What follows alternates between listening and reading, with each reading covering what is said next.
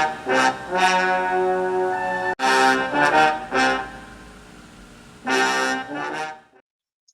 guys. Hope you're having a great day.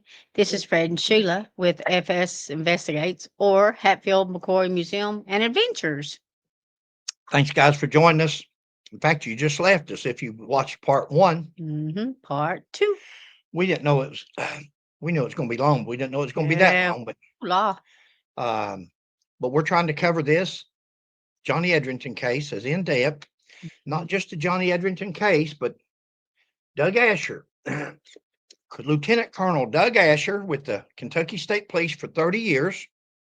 He was post commander in London, Kentucky at Post 11 for 5 or 6 years.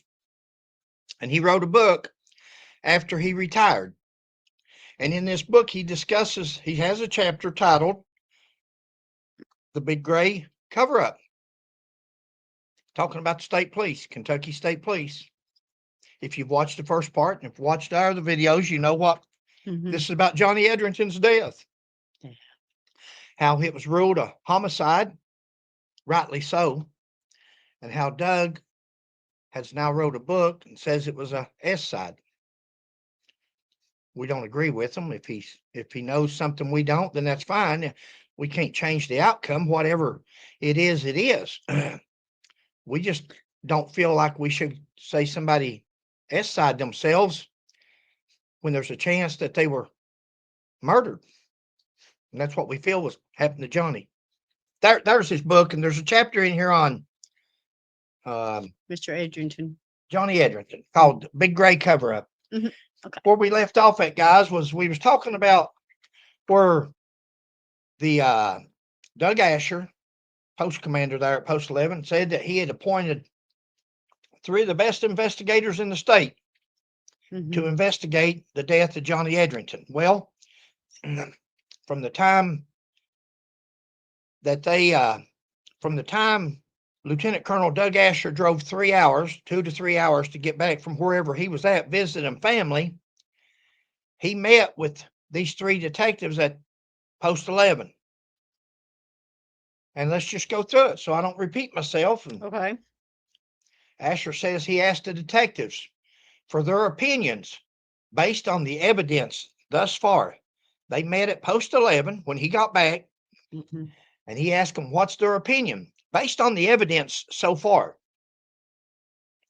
They unanimously agreed without hesitation that Johnny had committed suicide. All the evidence, he just now done it. You come from Pulaski County line back to Post 11. You meet with the post commander. He says, what happened? They said he committed S-side. Somebody said we should start calling it sideways. He went sideways. We don't believe he went S-side or sideways. No. But what we believe and what the proof is may be something else one day. They've got to reopen this case so we can see. But we feel, Sheila and I, that he was murdered. Yeah.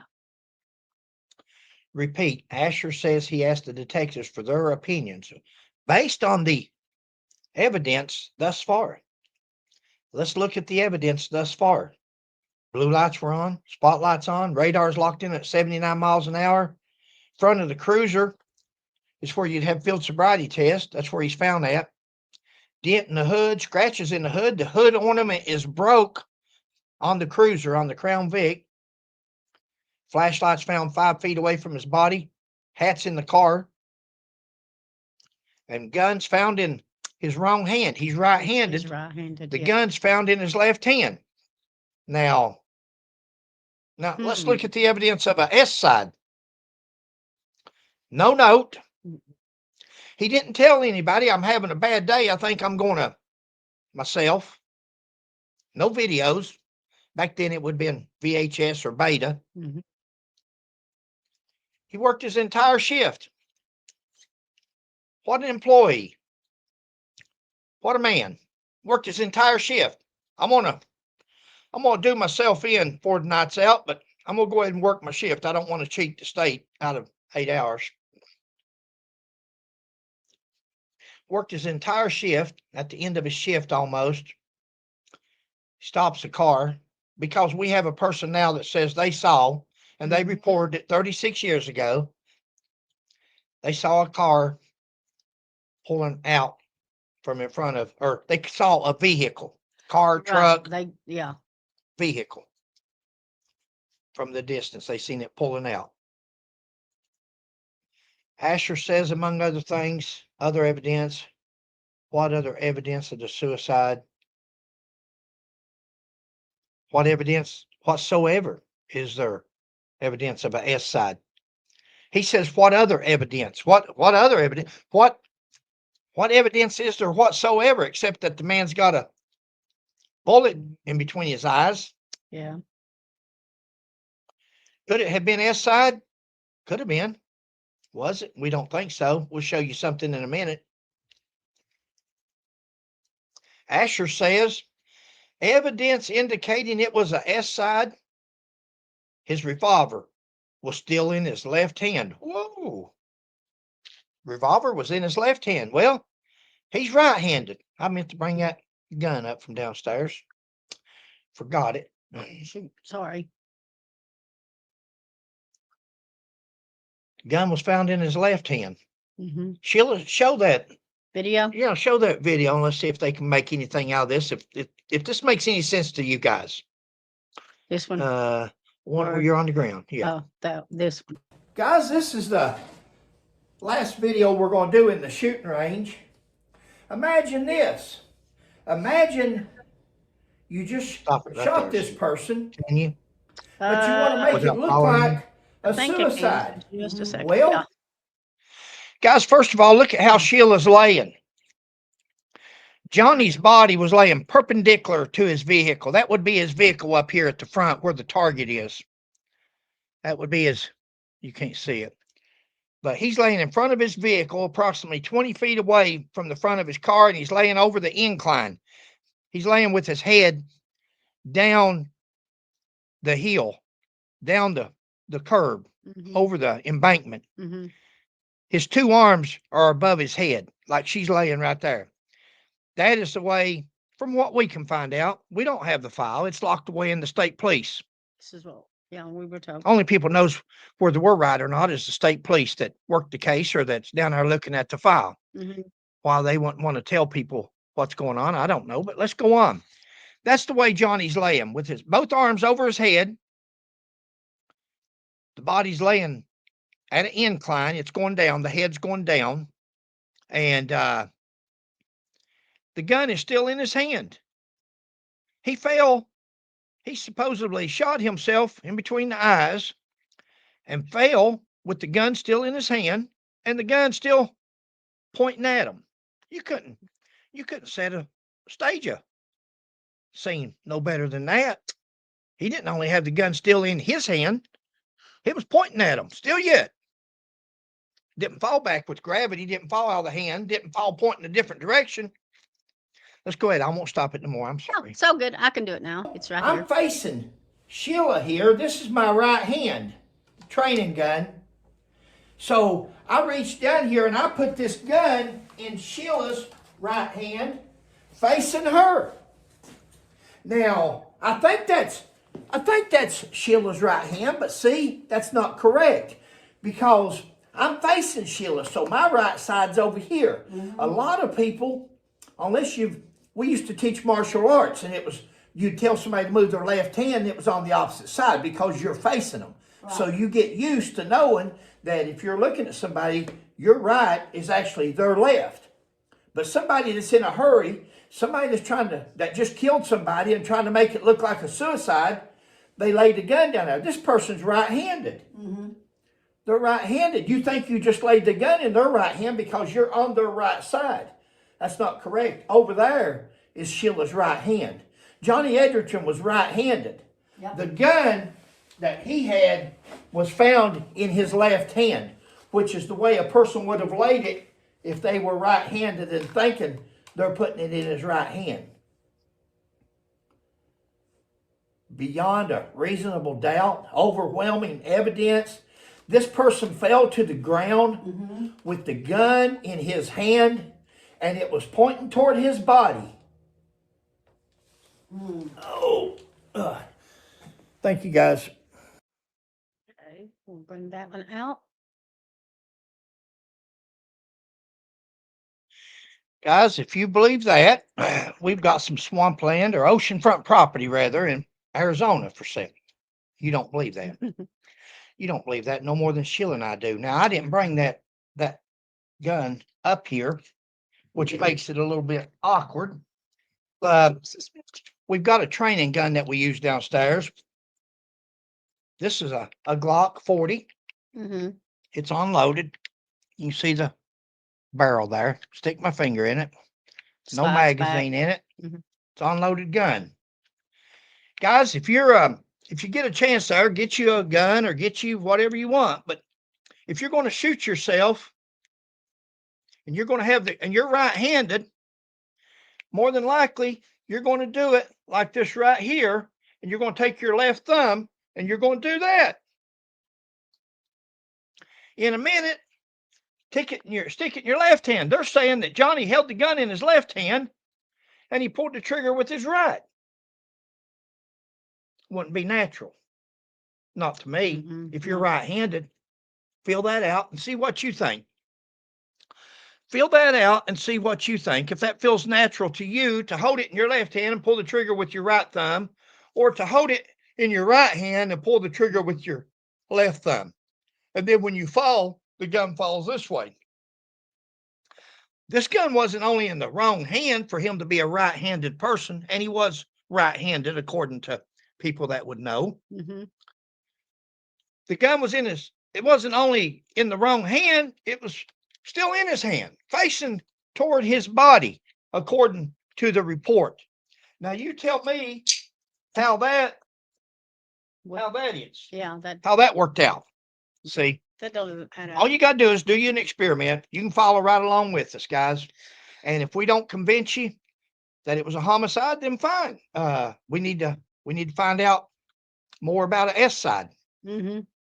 But we need to find out more than assumptions. We need to find out more than just being mad because that was our first thing we come up with. It's a S side.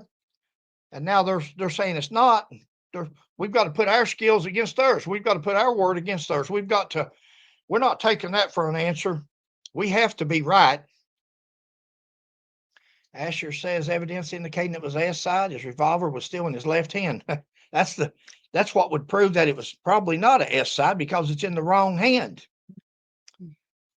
First off, Johnny was right-handed. Secondly, what's the odds of the gun remaining in his hand after he falls? Thirdly, and even pointing at Johnny Edrington could not be more set up in our opinion. Who are we? Well, on his duty belt, wouldn't his weapon be on the right side since he's right-handed? Mm-hmm. So, I mean, you wouldn't reach over with your left hand to do No, they're that. saying So it's not normal. You're exactly right. that's You wouldn't bring it up, put it over in your right. left hand. You Exactly. bring it up, hold it in your right, take the left thumb, Exactly. pull the trigger. I've worked many suicides. I've worked suicides where they laid on the bed and the gun was too long and they put the shotgun up underneath their chin and take their big toe. Oh, I said S side. And take their big toe and Just push the trigger so the gun would blow their head off. Worked many. And this don't add up. no. Now you're It going to really hear in a minute doesn't. where they done scientific tests. We'll see. We'll get to that. Asher says this indicated he had held the gun in his left hand and pulled the trigger with his right thumb. Well, that's what Asher says. If you're right-handed, unload a gun or get you a play gun and see what feels normal to you. If you was going to do it, put the gun up there and put it in your left hand. See if that feels better or your right hand. Which one are you going to do it with? Which thumb are you going to use to pull the trigger? Later, this is still Asher. Mm-hmm. Later, Asher says investigators would conduct an experiment which concluded, based upon the recoil of the gun and other factors, the positioning of Edrington's revolver in his left hand was consistent with that scenario. What kind of test was this? Who were the participants? Was it tape or not? How was recoil tested? Who was the test dummy? We don't understand this so-called test, or was it just written into this chapter? Guys, that's about as much, short of seeing a video from 1988 where they exhibited this. That'd be great. I'd love to see it. Listen to what he said. This is his words. Investigators would conduct an experiment, and they concluded, based upon the recoil of a pistol held backwards in your hand would throw the gun completely out of your hand. See, the recoil, I've done loaded it, but holding the gun backwards with your grip and you pull the trigger with the other hand, your body's going to go limp, you're going to fall, and the gun's going to go wherever the recoil took it. The gun's not going to fall in your hand that you don't even have your trigger finger in. You're using the recoil of the gun and other factors.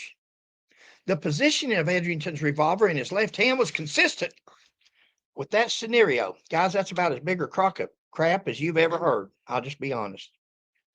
Short of seeing a video they did in 1988, that's what you call spoken into history. Sheila and I know a lot about spoken into history stuff from researching the Hatfield McCoy feud over the years and what people either wrote into a book or spoke into a history and people took it as the fact. Yeah. You can believe that if you want. There was never no such experiment done as that. The only way to do an experiment like that is put some dummy out there and put a gun in his hand and say, shoot yourself and let's see where the gun falls. And I know, baby. I know, baby. Asher says, this is his words. The next morning, Tuesday, December the 21st, 1988, at 8:30 a.m., he arrived at Boland Funeral Home in London, Kentucky. The body had already been placed in a hearse to be transported for autopsy. This is his words. He says he opened the back door, entered where the body was located. Asher says, I unzipped the body bag and observed that Edrington's uniform was in perfect order. I used to say pristine, but his exact words, Sheila went and made sure. We wanted to be precise, but perfect order. His uniform was in perfect order.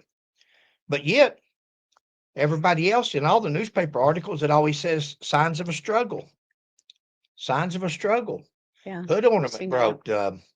Scratches on the car, this and that. Asher says there was no signs indicating he had been involved in any type of physical struggle. Yet, certain things on the autopsy was blacked out or redacted. Now that's me though. That should have been in red. Because there's certain things that was redacted on the autopsy for insurance purposes, which was for evidence, which was possible bruises, contusions, scars, marks. Our question was, were the redactions dealing with possible marks, bruises, contusions, etc., consistent with a struggle? Yeah. That information would be in a file locked away in Frankfurt. We don't know. Yeah. More consistent would be the report by state medical examiner David Jones when he declared Trooper Edrington's death a homicide. Asher says he observed a single gunshot wound located on Trooper Edrington's forehead, an inch above the brim of the nose and dead center of eye level. It was a contact or near contact wound. Asher said at the time, it was in his opinion, it was the opinion of the coroner that Edrington had died of self-inflicted gunshot wound.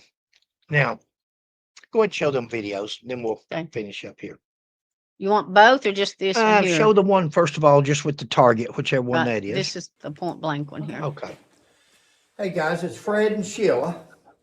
We're probably in the middle of a video right now, and she stopped the video, the live, to do this demonstration. Right. We want to show you something. This here is a training gun, a fake gun. Right. But imagine if the person's going to off himself and he puts it right here to do it. Johnny Edrington was shot right between the eyes. Right. You can just lay that over there. Put your Okay. head earphones on. Got it. He was shot right between the eyes, and I want to show you something. Like right here. See, it didn't do the sound. But it will probably will it? on the video. That was just shot with a 40 cal. Uh-huh. And if you can hold that target up over there. Got it. If you can, right here is the, Sorry. Right here. See where my finger is? Right there's the hole. There's the hoe. There you go. There. Yeah. Now, that hoe was put there from point blank. Right. I was standing, give me the training gun. I'm standing right here, almost up against where a person would, if he was going to off himself, he put it between his eyes, fake gun. Yep. Stand right here, baby. I want to show you guys something as a demonstration, because Asher says in his book, the evidence is overwhelming that he shot himself just above the brim of his nose. Well, let's say that I've got my gun. This is Johnny Edrington, and I've got my gun on him. Okay. And I take his gun, and after I take his gun, I come up. How hard is it to pull that trigger right there and look exactly like that? Was it this, or was it that? There's two options. So when Asher says, oh, the evidence is overwhelming, it was self-inflicted, really? If you were standing here like this and you hated a person enough that you were going to kill him, where would you shoot him at? You've not ever heard the old saying, I shot him right between the eyes. I'll shoot him right between the eyes. Well, that's what somebody did to Johnny Edrington on December the 20th, Right. 1988. We'll conclude this video with another one here in a minute. Thanks, guys. Bye. Okay. Do you want me to go ahead and play Go the ahead and other play it. one? Yeah. This one. Yeah. Guys, we're going to do two demonstrations more or less on this one. Okay. I'm going to shoot the target one more time. And after I shoot the target, Sheila will be beside of me. And I'm going to keep the gun pointed down range, but I want to show you what we're going to do here to show you something. So, you step over there, babe. Okay. I'm going to shoot. Now, after I shot, let's say that person's on the ground. Look here, all I've got to do, all I want to do, let me have the other one. All I want to do to get powder residue on her hands is that right there. Now, if the police was to, that's all I'm going to shoot, take them off. If the police was to do a powder test, powder residue on her hand, Sheila would have residue on her hand exactly like she had just shot a gun. She didn't shoot the gun, I did. But I took that powder residue and put it on her hand. Let me have the training gun. I'm like, wait a minute. Now, again, this is a training gun, but let's say I'm Johnny Edrington. Go ahead. And this person come up and they're trying to shoot me, and I'm wrestling with this gun. Now, you got to remember, back in '88, not everybody carried semi-automatics. Somebody's got a semi-automatic on you, you grab it like that. It locks it down. It locks it down. Now, you put your other hand back here on that hammer or the trigger where she's at, block it. You can handle that gun. But if that gun goes off on a revolver like it did on Johnny Edrington, and he's got his hands up here trying to wrestle for this gun, you don't have to take the powder residue at the end and wipe it off on her hands, because the powder residue just shot out the end of that cylinder that he's trying to get his gun back that has been taken from him. When they shoot him between the eyes, that powder residue will be on his hands and his head. And his head. And Asher says, "Oh, had powder residue. He shot the gun. Did he? Evidence overwhelming? That's not evidence overwhelming. That's called a doubt. That's a doubt. Did he do this? Or did somebody do that and he's trying to get his gun back? That's doubt. You don't say somebody committed suicide, especially a police officer and a veteran that served his country, when he could be standing there defending, fighting for his life. Thank you, babe. Thank you, babe. That's Fighting good. for his life. You're right. Yeah. Evidence, overwhelming evidence. I'm sorry. We disagree. One more video to show you. Go ahead and turn that one off. Hey, there you go. I think that's all. All right, guys. He observed a single gunshot wound to Trooper Edrington's head. Asher said at this time Edrington was self-inflicted. Isn't it great that police investigations, death investigations, are not ruled by opinion, but by investigations, autopsies, and evidence? See, he says in his opinion, Edrington offed himself. In his opinion, S-side. Now, they said this within 2-3 hours of Edrington dying. They didn't even give his body time to get cold before they'd already said, hey, he's offed himself. Asher says, this is his writing, some members of the command staff began to scramble to obtain a death certificate. He don't name command staff, but who were they? Who was in command back in 1988? Because he's calling you guys out. Asher says that would indicate they were scrambling, trying to obtain a death certificate that would indicate the cause of death was not a S-side and fit their desired scenario of a homicide. No? Well, let me see what I wrote here. One of your troopers, one of your own troopers, but wants to dishonor him and now his memory and reputation. Our question was, there ever a rift between Asher and Edrington? Because this acts like somebody that's mad. This acts like somebody, he's after Edrington. He's after his reputation. He's after his, it's almost 35 years later. And that man is going after Edrington's reputation like a coon hound on a scent. Not suicide and fit their scenario of a homicide. They didn't want to call it a suicide. They was wanting to fit their scenario of a homicide. My Lord, it's 2 hours, 3 hours after the man's died. Deceased, yeah. Deceased. 3 hours and we're ready to. It's an S side. Let's call it, guys. Wrap it up.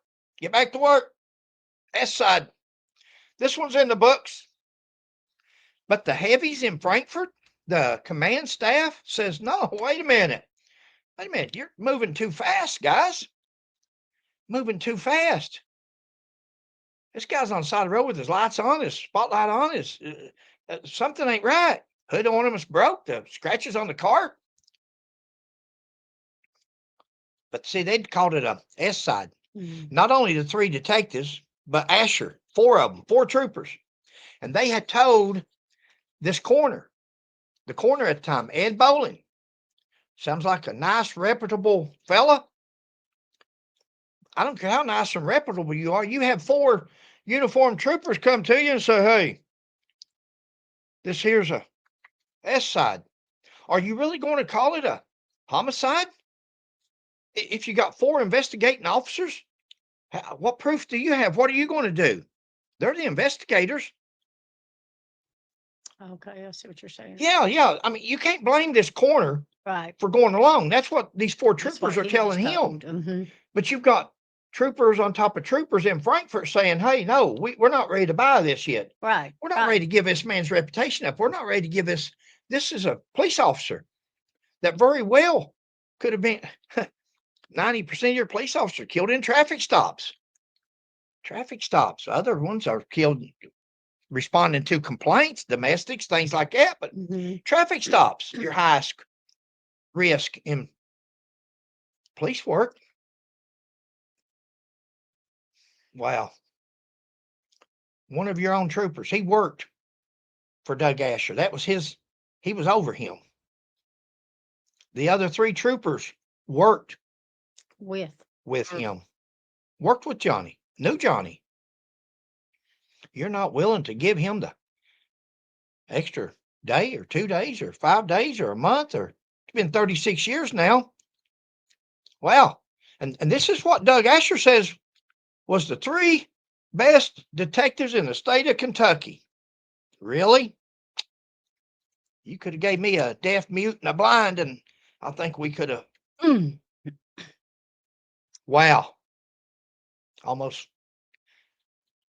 Asher says a major ordered me to accompany him to a meeting in Lexington with Dr. Huntsinger and Dr. David Jones. Now, David Jones was a state medical director at one time under George Nichols, the chief medical examiner. Asher says he made no comment about the case at this meeting. I went to the meeting, but I didn't make no comments. Boy, that's a stand-up kind of guy, ain't it? That's a captain in the state police. He sees wrongdoing. He don't trust nobody in the higher ups, the command staff. And he gets in a meeting with these guys, and Asher says he made no comment about the case at this meeting. It was obvious to me that the intent of the meeting was to influence Dr. Huntsinger to change his position on the cause of Edrington's death. See, Huntsinger was the assistant medical examiner that started out doing the investigation of this. Now, he's got 4 troopers, and he's got the Laurel County coroner. Okay. He's got 5 people that come to him, Huntsinger, either on the phone or in person, and says, this is a S side. Yeah, he's found on the side of the road. He's S side himself. Huntsinger, what's he going to do? He's a medical examiner. You got 4 troopers in a corner saying it's the S side. What's he going to do? Nope. Sorry, guys. This is homicide. You ain't going to do that, fellas. You ain't going to do that no more than these guys out here on the side of the road beating these elderly dementia patients up while other cop stands around and watches them or joins in with them and don't do nothing. That's what you do. You're helpless. You're helpless. You go with the numbers. Certainly no problem speaking out after 30-year retirement checks rolling in. Just not that important to him when he was a sworn law enforcement officer, sworn to uphold the law. If he felt that so strongly, guys, that it was a S side back then, I'd been to every newspaper, every television station. It would have cost me my job, and did, because I did this. We did that. But if you feel that so strongly about something, yeah, we did, baby. You was right with me. We lived it. Yeah. Yeah. I bet him and his wife didn't go through this, and children. They didn't go through that because he said, okay, let's go along. Let me get my retirement. And someday I'll write a book, make some money from the book, make my retirement. No, a good, honorable police officer would have stood up. If he really felt this was doing wrong, he should have called their attention. He's a police officer. Asher says on January the 4th, 1989 at 1:52 p.m. on the command staffers. One of the command. Thank you, babe. One of the command staffers advised me he had requested the FBI perform a psychological autopsy. Psychological autopsy. Isn't it funny that the command staffers are not named, but yet Colonel Asher can attack Trooper Edrington's name and memory in nearly every sentence on every page in this chapter. Yet there's a death certificate signed and dated and says homicide. Yeah, he does. He doesn't want to mention these command staffers' names. Family should seriously consider slander and libel suit in my opinion. In my humble opinion, I wish an attorney would contact that family and explain to them this is what slander and libel is. Mhm. You couldn't have a more clear case. I'm not a lawyer, guys. I didn't even stay at a Holiday Inn last night. But to me, I'll be here all week. Um, to me, it don't get any clear cut than this. There's a death certificate that says the man was homicide, Mm. and this man comes out 35 years later and says he was S-side, but yet it wasn't important enough for him to stand up at the time and do something and give up his job if he had to. He was so strongly believe that. But he can write that in a book now for these grandchildren to see and read. And his daughter. Well, didn't he? Now, this is just me, if I Take your remember time. correctly. Okay. Um, didn't he several times, Mr. Asher, call this a murder case Yeah. in the book? Yeah. But then, Yeah, he refers to it as a murder. He'll get talking mhm. and he says the murder of Johnny, the murder, and 2 or 3 times he does that. Yes. I may But have that in here, but I may not. Mhm. But thanks for bringing Oh it no, up. I'm just saying. I thought he said a couple times it was murder, but Yeah. yet then he says Yeah. side two. Yeah. He says But both. that's when he gets like I do sometimes, Ahead of yourself. ahead of myself, and ahead of itself. He writes the murder of Edrington or the murder of. Hopefully I've got it in here somewhere. If I don't, it's in his book. Yeah. There's this chapter's only like 5 pages long. This is Doug Asher. Another obvious attempt of some of the command staff to fish for anyone or agency to give them justification to obtain a finding of homicide for Edrington's death certificate. Asher says there was no vague facts in this case. All evidence plainly indicated S-side. Nothing was vague about it. It was all, guys, the only way that this could have been a no questions asked S-side was a note, a video, or an eyewitness. Yeah. Just Asher says doesn't there's add no up. vague facts in this case. All evidence plainly indicated S-side. Wow, what an investigator. I read where somebody said Asher was one of the best investigators that there was state police had. Well, there must be 2 Ashers on the force because this one here, I wasn't one investigating my dog stolen. I wasn't going to do that, was I? Boy, I get so aggravated. This is sad. Babe, this is a man's reputation. This is a man's. Oh, I get that. This man's got a child and grandchildren. Grandchildren now, yeah. Why would a man want to dishonor somebody like this?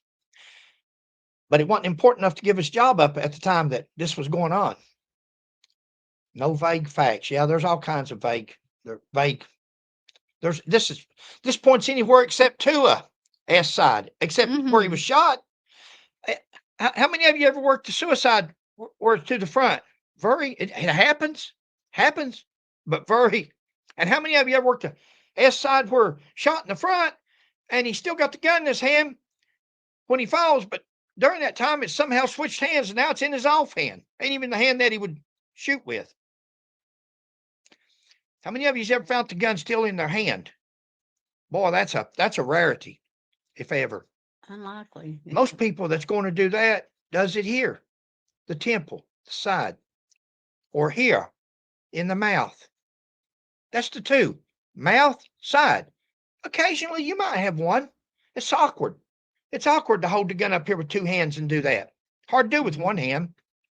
Mouth, you can do with one hand. Temple, you can do with one hand. No evidence of that. Evidence that would have been a note. Told somebody. We were looking it up the other day, and was it 90% of Americans are right-handed? Yeah. Sheila looked that up the other night. We was curious. Yeah, to see how many. 90% is right-handed. Asher says there's no vague evidence. Asher said a command staffer advised him that FBI agent Ronald Walker was to conduct an equivocal death investigation. From what I can understand on that, guys, I'm not up on this stuff, but that's where they look at finances. They look at their married life. They look at their things. Were they depressed? They talk to all their neighbors, all their families, all their friends. They investigate. Was anything off about that day for him? Agent We just- Walker requested information about the case, including but not limited to the autopsy report and photos of the scene. Asher says Captain John Lau with KSP headquarters advised me that it was entirely possible Edrington's death was a S side, but we are investigating it as a homicide. First of all, it's only honorable to do that. It's only Mhm. honorable of the state police to investigate it as a state trooper out here on the side of the road with his lights and on, his Spotlight. radar is locked in, spotlight. He's out here on the side of the road, found deceased. And it's only natural that you would want to investigate it as a homicide initially. Mhm. Instead of them investigating as a homicide initially, Doug Asher and his 3 detectives Mhm. called it a S side right off the bat. Now, my question is, because I'm looking here at this list, Captain John Lyle, KSP, and I remember when Lyle was a trooper. Mhm. I didn't, some of these I didn't look up, so I don't know if Okay. he's still alive or not. But if he's alive, it would be nice to know. It'd be nice to see a statement or a tape of him on the news saying, yeah, I told Captain Asher that it's possible that Edrington committed suicide, but we're going to investigate that as a homicide. Did this John Lyle, did he even mention S side at all? Did he even say that? Because I'm going to show you a paper in a minute. The reason I'm asking this, it's coming up, and you'll see this again, where these statements are written in the history in this book. Okay. But let's see if they're written in the history, spoken in the history. Let's see if they're truthful at all, because this man talks about the truth from the first page in his book, the first paragraph. He talks about how the state police were not truthful and honest. Let's see. Let's see if he fits the bill for that at all. I haven't covered already, but I will. He says the same thing about Dr. Vincent Dillo May, or whatever that is. Easy to make these statements after the person's deceased, especially if John Lyle is already deceased. See, because Dr. George Nichols, he's deceased. Jerry Lovett, Major, I remember him with the state police. He's deceased. Medical examiner David Jones, deceased. Ed Bowling, the coroner, he's deceased. The rest of them I didn't get a check, but if John Lyle is still alive, maybe he could clear that up and say, well, yeah, I told Asher it could be a suicide, but we're going to investigate his homicide. Or did he disagree with him completely and say, no, this is not a S side. This is a homicide. Asher says a meeting was scheduled with Dr. Vincent DeMayo, Thank you, baby. maybe. DeMayo, a nationally recognized expert on gunshot wounds. This is his writing right out of his book. Dr. DeMayo was asked to review photos and other evidence in this case and provide his opinion.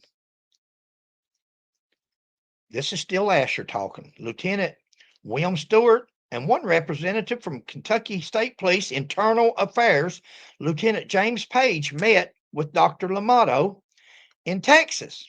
Del Lamato or whatever it is. DeMayo. DeMayo. I think. Every time I get ready to say it, you speak up. I'll let you say that word. I want to concentrate on this. I'm probably not right, but Lieutenant William Stewart and one representative from Kentucky State Police Internal Affairs, Lieutenant James Page, met with the doctor in Texas.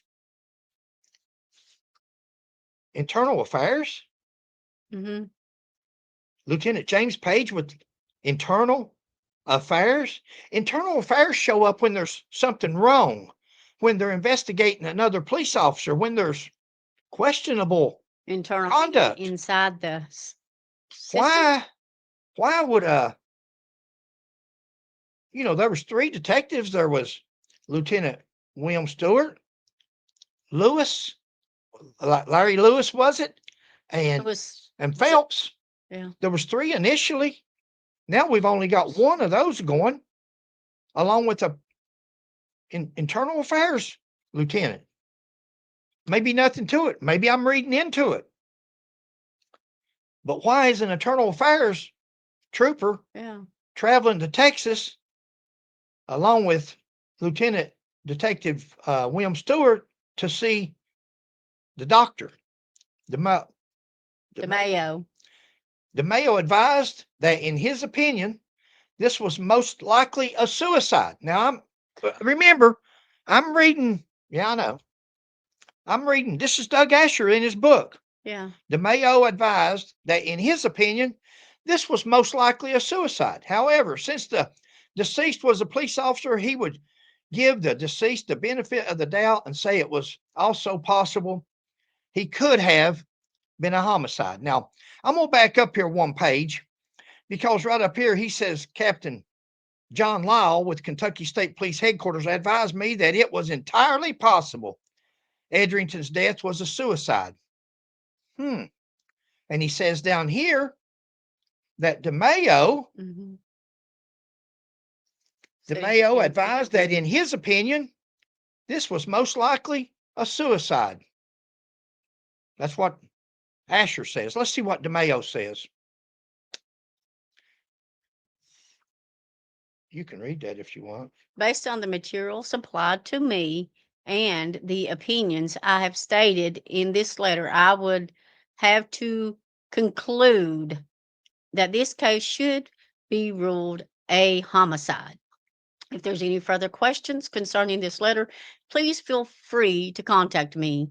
Thank you sincerely, Dr. Sheila is going to show that in a minute. MD, yeah. That is, and you can't see it from my hand shaking probably. That is hard. Sheila will post that letter at the end of this video, guys. Include it, yeah. Based on the material supplied to me, he done a review of the autopsy, a complete review, just as if looking at the body. You said the material supplied to him. To me, and the opinions I have stated in this letter. There's more to this. Right. I would have to conclude that this case should be ruled a homicide. Doctor. Now, guys, y'all Google that name. Vincent J.M. last name D-I-M-A-I-O. Google that. You're going to find a famous, worldwide renowned pathologist. He's the one that done the autopsy on who shot Kennedy. Oswald. Yeah. Lee Harvey Oswald. He done that autopsy. Phil Spector. He's done. There was another one that we knew of. But... Where does it say Dr. DeMayo advised that, in his opinion, this was most likely a suicide? Guys, she's going to post this letter at the end. I wish we'd had it here. Yeah, that's okay. I'll just add it at the When you read this letter, don't add nothing to it. Don't take nothing away. Right. Where does it say in that letter?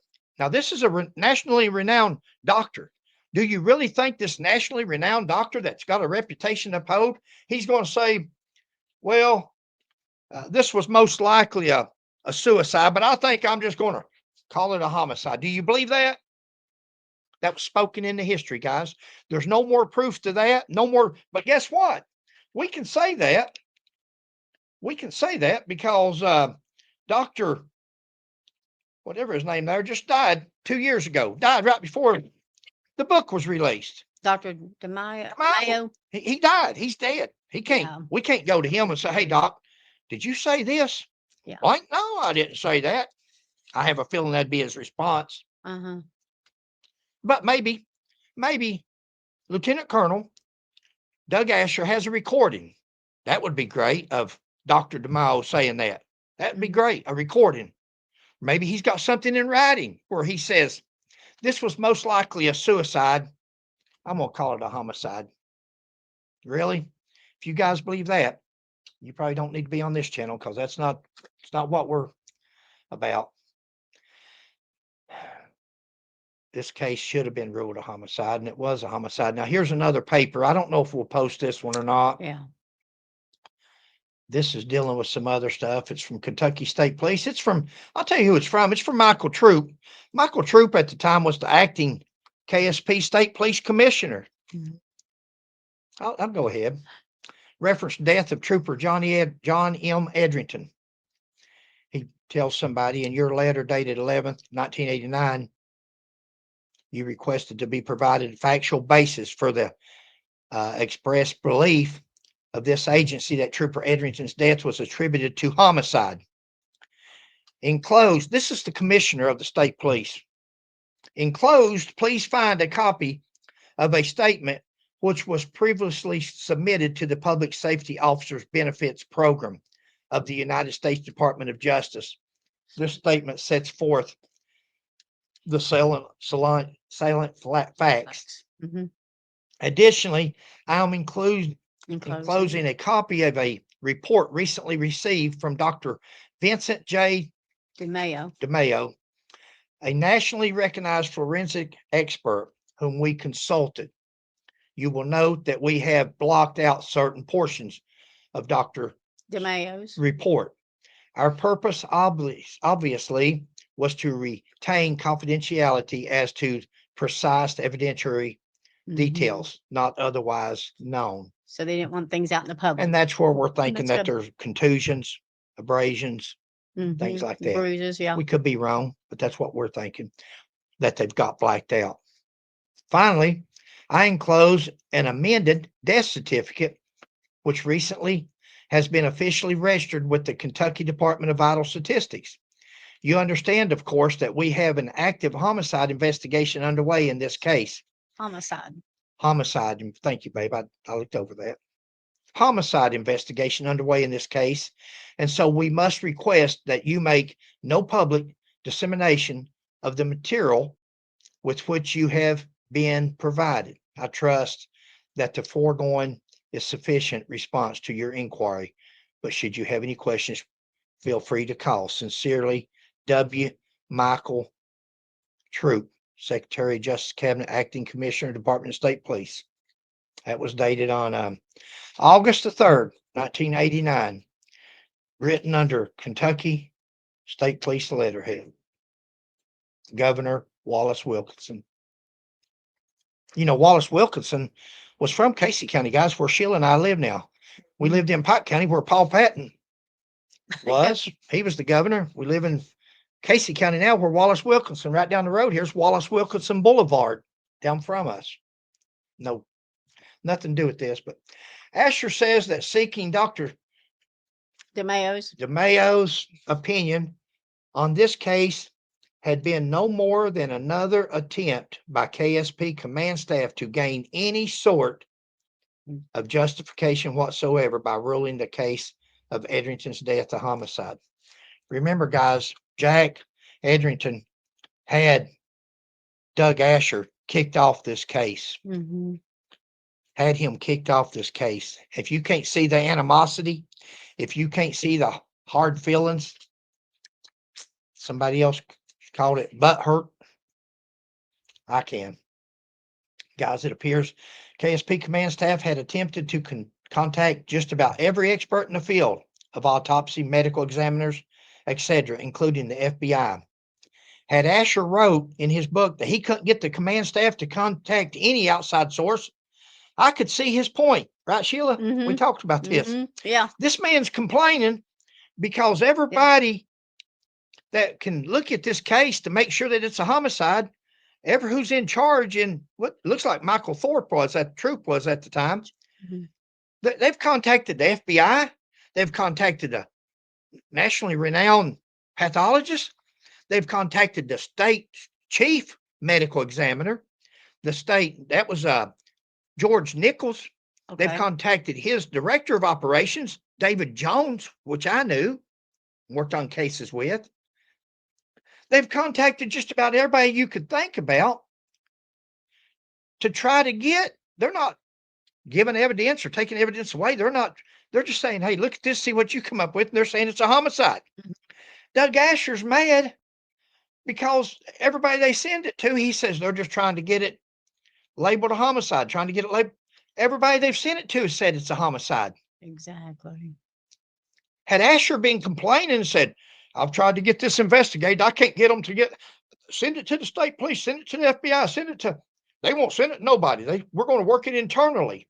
Then I'd be saying, well, that sounds about right. That's not what they're doing here. They have called in everybody they can to look at this, and every one of them has said homicide, homicide, homicide, and homicide is on his death certificate. Yes, it is. And this man's saying he committed ascide, slander, pure and simple. Asher continues on the next page. Based on the mounting evidence, the Loyal County coroner correctly refused to state on the death certificate the cause of death was homicide. He's saying that the Loyal County coroner would not sign the death certificate as a homicide. Well, the chief medical examiner of Kentucky did after the FBI, the renowned pathologist, and all these other people. He did. Again, I don't know this or didn't know him. Ed Bowling.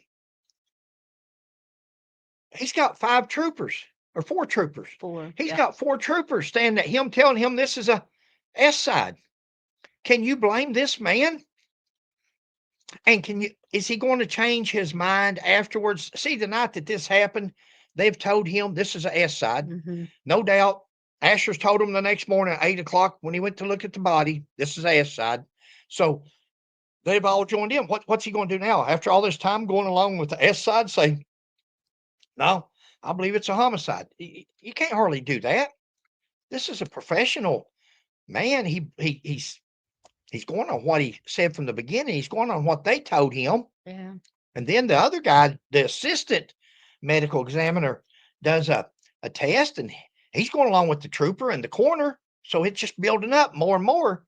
But they don't realize the other side here in Frankfort is saying, hey, let's don't throw this guy away yet. Let's don't throw this man's reputation away yet. Let's look at this. This don't make sense. This ain't adding up. The local coroner may not have listed it as a homicide, but the FBI's Behavioral Science Unit in Quantico, Virginia, Chief State Medical Examiner George Nichols, along with the world-renowned pathologist Vincent DeMayo, all found, along with David Jones, medical examiner, all found that it was a homicide. Mounting evidence. That's what Asher says. Mounting evidence. Maybe I'm missing something, but if I'll show you I was going to use this for an example. That's a red pen. Now that's a red pen. I'm telling every one of you, I don't know how many's viewing this, but it's a red pen. As you look at that, I'm telling you, that's a red pen. That's a red pen. That's a red pen. And we get done at the end, and I hold that pen up and say, what color is it? Blue. So he can say, Black sheep's white. Doug Asher can say as much as he wants to, S-side, S-side, S-side. When the facts are looked at and the evidence at the end, they called it a homicide. It's like it's like a spoiled child. I'm using this for an example. This is my opinion. Right. It's like a spoiled child. And he's wanting to get his way so bad that he's so angry because he's not getting his way that they're not going along with calling it an S-side. Is there something personal? Why did he want it called an S-side so bad? We're not even at the end yet. In fact, this is going to be part 3. We're going to have 3 parts to this, guys. Well, the second one, okay, yeah. Because we're already on, yeah. And I don't want to rush it. If the people want to watch this, they'll watch it. It'll be there for history, and it'll be there to debunk Mr. Lieutenant Colonel KSP Trooper Doug Asher, because that's what it's doing. It's debunking everything that he has said in his book there, I believe. And we're debunking it with facts, with letters, with proof. And we don't even have the file yet. The file has not even been released yet. State police, if you're not going to reopen this case, if you're not going to relook at it, at least close the case. Close it out. Make it open to public records. We'll file an open records request, and we'll solve the case for you. We'll solve the case for you if it's too hard for you. Too embarrassing for you. I don't know how much more embarrassing it could be. You've got your own man here calling you a bunch of non-trustworthy people in gray. You should hurt your reputation more than anybody's ever heard it. Went over to an hour. Guys, see you on part 3. Okay. Part 3's coming up. Bye.